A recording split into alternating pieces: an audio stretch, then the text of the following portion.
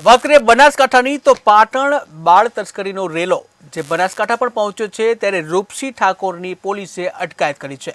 જ્યાં રૂપસી ઠાકોર 1 વર્ષથી સંસ્કાર હોસ્પિટલમાં નોકરી કરતો હતો ત્યારે હોસ્પિટલમાં પણ એસઓજી અને પોલીસે તપાસ કરી, જ્યાં પોલીસ દ્વારા રૂપસી ઠાકોરની પૂછપરછ હાથ ધરવામાં આવી છે।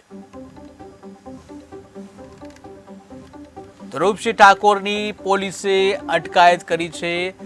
જ્યાં ધાનેરાનો આ બનાવ છે ત્યારે જે કહી શકાય બનાસકાંઠા પાટણ જે બાળ તસ્કરીનો રેલો છે બનાસકાંઠામાં પહોંચ્યો છે, જ્યાં રૂપસી ઠાકોરની પોલીસે અટકાયત કરી છે। રૂપસી ઠાકોર 1 વર્ષથી સંસ્કાર હોસ્પિટલમાં નોકરી કરતો હતો, જ્યાં હોસ્પિટલમાં પણ એસઓજી અને પોલીસે તપાસ હાથ ધરી છે। ત્યારે પોલીસ દ્વારા રૂપસી ઠાકોરની પૂછપરછ હાથ ધરવામાં આવી છે। જ્યાં રૂપસી ઠાકોર 1 વર્ષથી સંસ્કાર હોસ્પિટલમાં નોકરી કરતો હતો। પાટણ બાળ તસ્કરીનો રેલો જે છે એ હવે બનાસકાંઠા સુધી પહોંચ્યો છે। રૂપસી ઠાકોરની પોલીસે અટકાયત કરી છે।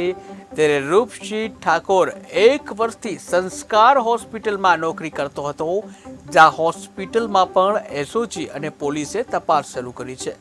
ત્યારે પોલીસ દ્વારા રૂપસી ઠાકોરની પૂછપરછ કરવામાં આવી।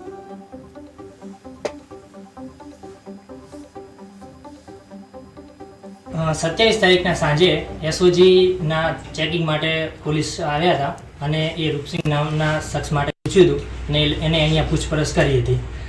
એ દિવસે પૂછપરછમાં એ લોકોએ એના લેબર રજિસ્ટર, ઓપીડી રજિસ્ટર ને એ બધું અહીંયા ચેકિંગ માટે એ લોકો ચેક કરીને ગયેલા છે અને એમાં કોઈ એ લોકોને એવું કંઈ પુરાવો કે એવું કશું મળેલું નથી અને એને પૂછપરછ માટે હાલ આગળ લઈ ગયેલા હતા 27 તારીખે।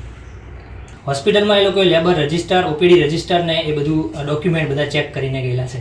અહીંયા જે આરોપ એના પર લાગેલો છે કે બાળ તસ્કરીમાં એ ઇન્વોલ્વમેન્ટ છે, તો એનું એને ક્યાં કઈ રીતે ઇન્વોલ્વમેન્ટ છે અને એ બધું અત્યારે અમને કશું ખબર નથી।